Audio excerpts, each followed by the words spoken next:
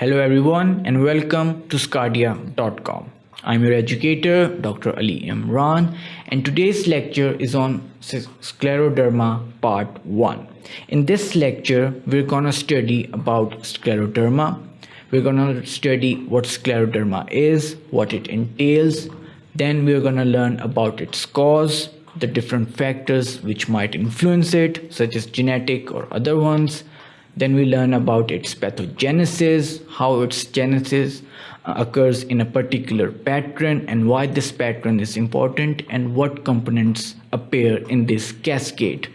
Then we learn about the pathology as seen as histology of the various organs such as the skin, such as the heart. It can even appear as clinical features such as different cutaneous manifestations such as what is limited, what is diffuse.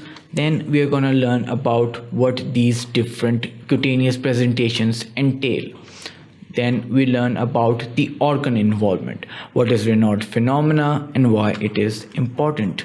Then we are going to learn about what is the different types of Raynaud phenomena and how to rule out its primary and secondary causes and types. Then we're going to learn about various skin features. Then we're going to learn about what these skin features look like and how they appear on clinical manifestations. Then we're going to look at some imaging and what these imagings look like. And then we're going to study the pulmonary features, how they appear as clinical manifestations and which two of them are very important.